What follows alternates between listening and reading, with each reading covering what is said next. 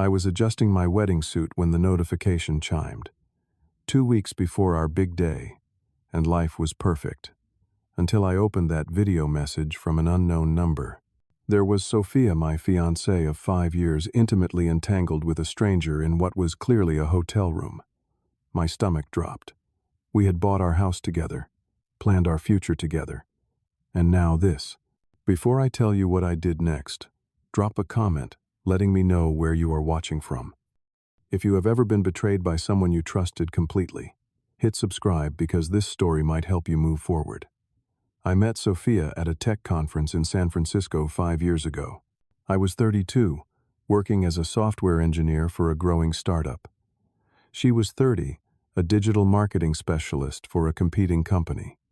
Our first meeting was not exactly smooth. I accidentally spilled my coffee all over her laptop while trying to find a seat in a crowded presentation room. "I am so sorry," I stammered, grabbing napkins from a nearby table. "I will pay for any repairs." Rather than getting angry, she laughed. "Well, this is one way to get a company upgrade. My boss has been refusing my requests for a new laptop for months." We exchanged business cards, and I insisted on taking her to dinner that weekend to make up for the accident. We met at a small seafood restaurant overlooking the bay. The sunset painted the sky in brilliant oranges and pinks as we shared stories over grilled salmon and white wine. By the end of the night, I knew there was something special between us. Our relationship grew stronger over the next few years. We took a trip to Hawaii for our 1-year anniversary, where we swam with sea turtles and watched the sunrise from the top of a volcano. For her birthday the following year, I surprised her with a hiking trip in Colorado. Despite getting caught in an unexpected thunderstorm and having to huddle in our tent for hours, it became one of our favorite memories. 2 years before the wedding, we decided to buy a house together in the suburbs. It was a charming 3-bedroom craftsman-style home with a large backyard, perfect for the family we hoped to start someday. The day we got our keys, we sat on the empty living room floor, eating takeout pizza and planning all the memories we would make there. That house represented everything we had built together, and I took immense pride in it. Our families got along wonderfully. My parents adored Sophia, always commenting on how she brought out the best in me. Her parents welcomed me into their family traditions, including their annual 4th of July barbecue and Christmas Eve dinner. Even our extended family seemed to merge effortlessly at gatherings. I proposed exactly 4 years after we met at the very same conference center where I had spilled that fateful cup of coffee. I had coordinated with the event organizers to call her on stage for a marketing award. But instead, she found me down on one knee. The crowd of tech professionals erupted in applause when she said yes. That night, she told me it was the happiest day of her life. The wedding planning began immediately. We decided on a beachfront resort wedding, with approximately 150 guests. For 6 months, our free time was consumed with cake tastings, venue visits, and endless decision-making. We had put down nearly $30,000 in deposits for everything from the venue to the photographer. Sophia was involved in every detail from the flower arrangements to the seating chart. She seemed genuinely excited about the wedding, often staying up late to research unique ideas on Pinterest or calling me during her lunch break to discuss new inspiration. I was secretly planning our honeymoon to Italy. Sophia had always dreamed of visiting the Amalfi Coast, and I had arranged a 2-week trip exploring Rome, Florence, and ending with a week in a private villa overlooking the Mediterranean. I had kept it a surprise, planning to reveal the destination during my wedding speech. About a month before the wedding, Sophia informed me that her friends were planning her bachelorette party in Las Vegas. Her maid of honor, Megan, had organized a weekend trip with 6 of her closest friends. I knew Megan from various social gatherings and always felt a bit uneasy around her. She was known for her wild lifestyle and constantly rotating boyfriends. Still, this was a traditional pre-wedding celebration, and I wanted Sophia to enjoy it. "Do not worry," Sophia assured me the night before she left. "I will call you every night, and nothing crazy is going to happen. Just some spa time, nice dinners, and maybe a show or two." I trusted her completely. After 5 years together, I had no reason not to.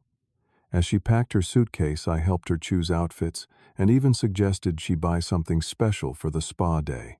When I dropped her at the airport, she kissed me goodbye and said, "Just 2 more weeks until I am Mrs. Logan Anderson." I never imagined those would be the last sincere words she would say to me. I was at home working on some wedding decorations when my phone buzzed with a message from an unknown number. "I think you should see this before you make the biggest mistake of your life." It read along with a video attachment. My first instinct was to dismiss it as spam, but something made me press play. The video quality was not great, but there was no mistaking Sophia. She was in what appeared to be a hotel room sitting on a man's lap. They were kissing passionately, and his hands were all over her body. She was clearly enjoying herself, laughing and whispering things I could not make out. The 10-second clip ended with them moving toward the bed. I felt like someone had punched me in the stomach. My hands shook so badly I dropped the phone. I ran to the bathroom and threw up. This could not be real. Not my Sophia. Not the woman I had built my entire future around.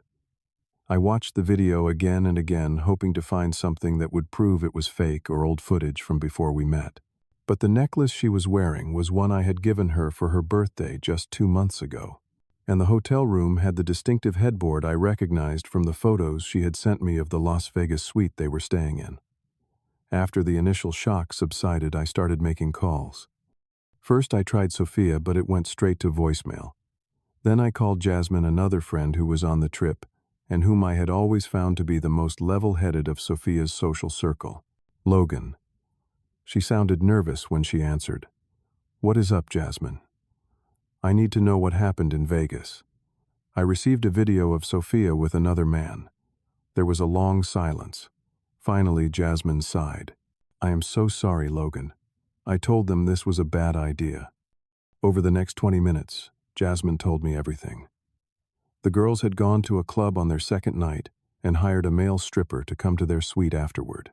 Most of the girls, including Jasmine, had left after the performance, but Sophia had been drinking heavily and stayed behind with Megan.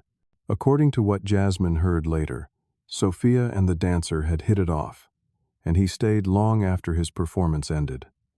"Who sent me the video?" I asked. "Probably Tara," Jasmine admitted. She and Sophia had an argument the next morning about what happened. Tara said if Sophia did not tell you, she would. I thanked Jasmine for her honesty and ended the call. Then I tried Sophia again. This time she answered, sounding cheerful and completely normal. "Hi babe, sorry I missed your call earlier. We were shopping at the outlets. I found these amazing shoes for the honeymoon." The casual way she spoke made my blood boil. There was no hint of guilt in her voice. How could she act so normal after what she had done? "I saw the video, Sophia," I said coldly. There was a pause. "What video?" "You know exactly what video. You and the stripper in your hotel room." She started crying immediately. "Logan, it was a mistake. I was so drunk, and everyone was encouraging me. It did not mean anything. Please, you have to believe me. Did you sleep with him?" "No, well. I do not remember everything, but I do not think so. Please, Logan, I love you. This was a terrible mistake. The girls pressured me, and I had too many drinks." I did not believe her for a second. "When you get back, I want your house key returned. We will discuss next steps then." "Logan, please," she sobbed. "Do not throw away 5 years over one stupid mistake. Our wedding is in 2 weeks." I hung up without responding. I felt hollow, like someone had scooped out everything inside me and left just an empty shell. 5 years of trust gone in an instant, but the betrayal went even deeper. After our phone call, I decided to check her emails and messages. We knew each other's passwords, having always maintained an open phone policy throughout our relationship. What I found shocked me even more than the video. There were messages to Megan from before the trip. "This is my last chance to have some fun before I am tied down to Logan forever." And worse, I discovered messages with a male co-worker from 6 months earlier that were clearly flirtatious and suggested they had met up outside of work several times. The infidelity had not started in Las Vegas. It had been happening right under my nose. As the reality of the situation sank in, I felt a deep sense of betrayal that went beyond the physical cheating. Sophia had been living a double life, presenting herself as the perfect loving fiancée, while secretly seeking attention elsewhere. Every memory I cherished now felt tainted, every promise empty. The next day brought more revelations, as Jasmine called again. "Logan, there is something else you should know," she said hesitantly. "This was not just a random thing. Megan and Sophia planned to have the dancer come to the room before the trip even started. I saw the text messages, and the guy gave Sophia his number. She saved it in her phone as Vegas trainer in case you ever saw it. Each new piece of information was another knife in my heart. The woman I thought I knew, the future I had planned, it was all based on lies. I did not sleep at all that night. My mind raced through every moment of our relationship, questioning everything. Had there been signs I missed? How many other men had there been? Would I ever be able to trust anyone again? By morning, my sadness had transformed into a cold, determined anger. I realized I had two choices. I could quietly cancel the wedding and slink away, or I could make sure Sophia faced consequences for her actions. The more I thought about it, the more I knew I had to take a stand. This was not just about my broken heart. It was about my self-respect, about not allowing someone to betray me so completely and walk away unscathed. It would have been easy to call the venue, cancel the reservations, and send a mass email to guests. But that would have allowed Sophia to control the narrative, to paint herself as the victim of a groom with cold feet. No, I wanted the truth to be known. I wanted our friends, family, and colleagues to see exactly who they were dealing with. I called Kevin, my best friend since college, and asked him to come over. Kevin had always been my rock during tough times, and I needed his perspective now more than ever. "Are you absolutely sure about this?" Kevin asked after I explained my plan. "It is pretty extreme." "I am sure," I replied. "She did not just cheat on me, Kevin. She has been lying to me for months, maybe years. I put everything into this relationship. $30,000 in non-refundable deposits. 5 years of my life. She deserves to face the music." Kevin nodded slowly. "All right, man. I am with you whatever you need." With Kevin's help, I began to formulate my plan. First, I contacted a lawyer to understand my legal options regarding the house and the wedding deposits. Then I reached out to the wedding venue to make some special arrangements, claiming I wanted to surprise my bride. When Sophia returned from Vegas, she was subdued, but clearly thought she could salvage the situation. She arrived at our house with flowers and tears, apologizing profusely and swearing it would never happen again. "Logan, please," she begged. "I made a terrible mistake. I will do anything to make it up to you. Counseling, whatever you need." I had decided to play along temporarily, not because I believed her, but because I needed time to implement my plan. I told her I was hurt but willing to try to work things out. "The wedding is so close," I said. "Let us just get through it, and then we can deal with everything else." The relief on her face was palpable. She thought she had gotten away with it. For the next week and a half, I maintained a cool but not hostile demeanor. I went through the motions of wedding preparation, met with the officiant, picked up my tuxedo, and confirmed final details with vendors. All the while, I was gathering more information. I spoke with the hotel in Las Vegas and confirmed that the stripper had indeed been registered as an overnight guest in their suite. I found more messages on her laptop between her and Megan, discussing other indiscretions that had occurred over the past year. The night before the wedding, we had our rehearsal dinner at an upscale restaurant downtown. Both of our families were there, along with the wedding party. Speeches were given, toasts were made. My father, unaware of what was happening, gave a heartfelt talk about loyalty and partnership in marriage. "A good marriage is built on trust," he said, raising his glass. "When you find someone you can trust completely, you have found the greatest treasure in life." I watched Sophia squirm in her seat, unable to meet my father's eyes. For a moment, I almost felt sorry for her. Almost. After dinner, I drove Sophia to her hotel. We had decided to follow tradition and spend the night before the wedding apart. As she got out of the car, she leaned in for a kiss. "See you at the altar," she said softly. I forced a smile. See you tomorrow. Little did she know it would be the last time she would see me as her fiancé. The morning of what should have been our wedding day, I woke up early and sent a mass email to all our guests. The subject line read, "Important wedding update. Please read." The email was simple. Thank you all for planning to celebrate with Sophia and me today. There has been a change of plans. The ceremony will no longer take place at the beachfront resort. Instead, please meet at Jefferson Park, just 2 blocks from the original venue, at 3 p.m. I promise it will be an unforgettable event. Please arrive promptly, as you will not want to miss the beginning. I had already informed my immediate family and closest friends about what was really happening. My parents were understandably shocked but supported my decision. Kevin had helped me set up everything at the park, a sound system, chairs, and a large screen connected to a laptop, at 2:30 p.m. Guests began arriving at the park, confused but curious. It was a beautiful day, sunny with a slight breeze. The perfect weather for an outdoor wedding. Except this was not going to be a wedding. At precisely 3 p.m., I walked into the park wearing my wedding tuxedo. People applauded, assuming this was some romantic gesture, perhaps a surprise outdoor ceremony. I took my position in front of the gathered crowd, about 120 people in all. Thank you all for coming today, I began. I know this is not what you expected, and I apologize for the last-minute change. Before we go any further, I want to thank everyone who has supported Sophia and me throughout our relationship. Your love and encouragement have meant the world to us. I paused, looking out at the confused but attentive faces. Marriage is a sacred commitment, based on love, trust, and fidelity. Unfortunately, I recently discovered that Sophia has not been faithful to our relationship. A murmur ran through the crowd. I could see shock on some faces, discomfort on others. Rather than quietly canceling the wedding, I decided that everyone deserves to know the truth. 2 weeks ago, while Sophia was at her bachelorette party in Las Vegas, I received this.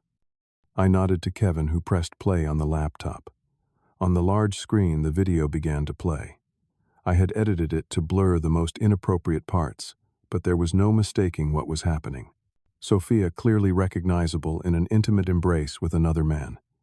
Gasps echoed through the crowd. Some people turned away.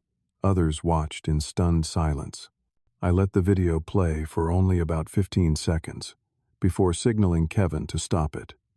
This was not a one-time mistake. I continued, my voice steady despite the emotion churning inside me. I discovered evidence of other infidelities going back months. After 5 years together, after buying a home together, after planning this very wedding together, I found out that the woman I loved has been living a double life. Just as I finished speaking, there was a commotion at the back of the crowd. Sophia had arrived still in her street clothes, clearly having received frantic calls from her bridesmaids who had come to the park, expecting to help her prepare. Her face drained of color as she realized what was happening. "Logan, what are you doing?" she called out, pushing through the crowd. I met her eyes calmly. "I am telling the truth, Sophia. Something you should have tried." Her parents stood frozen in shock. Her father's face had turned a deep red, whether from embarrassment or anger I could not tell. Her mother had a hand over her mouth, tears in her eyes. Sophia rushed toward me, but Kevin and my brother stepped between us. "How could you do this?" she hissed. "Humiliate me in front of everyone. How could you cheat on me repeatedly and expect to walk down the aisle as if nothing happened?" I replied loud enough for those nearby to hear. The crowd was completely silent, now witnessing the collapse of what they had come to celebrate. I turned back to the guests. "I am sorry that you all came here today expecting a wedding. Obviously, that will not be happening. Instead, I will be using our honeymoon tickets to travel alone to clear my head and start healing." I reached into my pocket and pulled out the engagement ring Sophia had returned when we had our confrontation. "Sophia, I truly loved you, and I would have given you everything, but you chose to throw that away. I wish you well, but I deserve better than this. We all deserve better than lies and betrayal." I placed the ring in her hand, turned and walked away. As I left, I heard the murmurs grow louder. Some people approached Sophia. Others followed me. Her maid of honor, Megan, was frantically trying to do damage control, but the truth was already out. I had arranged for a small gathering at a nearby restaurant for my close friends and family. As we sat there, hours later drinking and processing the day's events, a strange sense of peace came over me. I had stood up for myself. I had refused to be a victim. Yes, my heart was broken, but my self-respect was intact. Several of our mutual friends chose to join me rather than stay with Sophia. Even her cousin sent me a text. "What you did took courage. She has done this before with her ex." We all pretended not to know. I am sorry. That night, as I sat in my hotel room alone, I felt a complex mix of emotions. Sadness for what might have been anger at the deception, but also an unexpected sense of freedom. The truth, as painful as it was, had set me free. The weeks following what should have been my wedding day were a blur of practical matters and emotional processing. I decided to take that trip to Italy anyway. Solo traveling turned out to be exactly what I needed. Without the pressure of creating a perfect honeymoon, I explored at my own pace, sat in cafes for hours, journaling my thoughts, and hiked the coastal paths of Positano, finding healing in the breathtaking views and distance from home. When I returned, there was still much to deal with. Sophia and I owned our house together, so we had to go through the painful process of selling it and dividing the proceeds. I moved into a temporary apartment while looking for a fresh start. We had received some early wedding gifts, which needed to be returned. Others which could not be returned. I donated to charity. Each task was like pulling off a bandage, painful but necessary for healing. Sophia tried to contact me multiple times. First with tearful voicemails, then with angry texts, accusing me of overreacting and humiliating her unnecessarily. Finally came the attempts at explanation and reconciliation.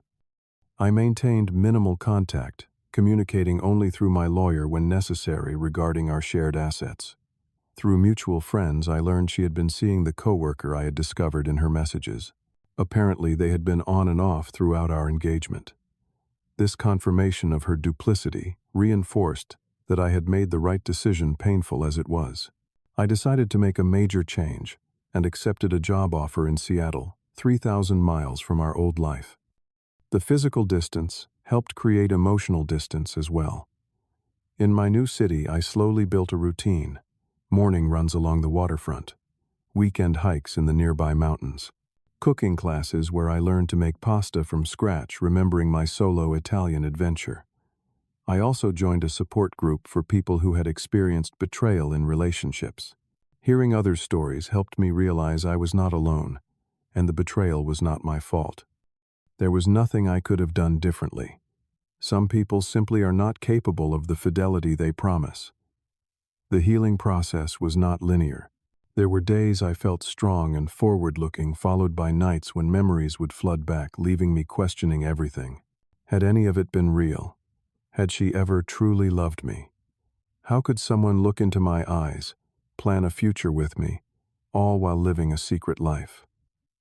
Gradually, though those difficult moments became less frequent, I discovered new passions and reconnected with old ones. I trained for and completed a marathon, something I had always wanted to do but never prioritized. I took a photography course and found joy in capturing the natural beauty of the Pacific Northwest. I strengthened friendships, being more vulnerable and authentic than I had ever allowed myself to be before. About 6 months after the wedding that never was, I received a letter from Sophia. Unlike her previous attempts at contact, this one seemed genuine. She apologized without excuses, acknowledged the pain she had caused, and said she was getting therapy to understand why she had sabotaged our relationship. She did not ask for forgiveness or reconciliation, just expressed regret for her actions. I appreciated the letter, but did not respond. Some doors are better left closed. A year after the fateful bachelorette party, I was in a much better place. My new job was going well. I had made good friends in Seattle, and I had even gone on a few casual dates. Nothing serious yet, but I was open to the possibility of trusting again, albeit cautiously. Then came the day I ran into Sophia, unexpectedly. I was back in our old city visiting family when I saw her at a coffee shop. She was alone, staring at her laptop. For a moment, I considered turning around and leaving, but instead I approached her table. "Hello, Sophia," I said calmly. She looked up, surprise and uncertainty crossing her face. "Logan, I did not expect to see you. I am just in town for the weekend." "How are you?" We had a brief civil conversation. She had moved to a new company, was single again. I shared a little about my life in Seattle. What struck me most was what I did not feel. The anger was gone. The pain had dulled to a distant memory. Looking at her now, I saw just another person, not the woman who had once been the center of my world. As I walked away from that chance encounter, I realized how far I had come. The betrayal that had once defined my days had become just a chapter in my story, not the whole book. Would I ever trust completely again? Perhaps not in the same naive way. But I had learned to trust myself, to value my own worth, to recognize that demanding honesty and fidelity in a relationship is not too much to ask. Sometimes the greatest gift someone can give you is showing you who they really are before you are bound together for life. I did not lose a wife that day. I gained my freedom and self-respect back, and that is something I will never compromise on again. Have you ever had to make a difficult decision that hurt in the moment but saved you from greater pain in the future? Share your experience in the comments below. If my story resonated with you, please hit the like button and subscribe for more real-life experiences that might help you navigate your own challenges. Thank you for listening to my journey, and remember that sometimes the hardest choices lead to the most important growth. No matter what you are facing, you have the strength to choose yourself and your happiness.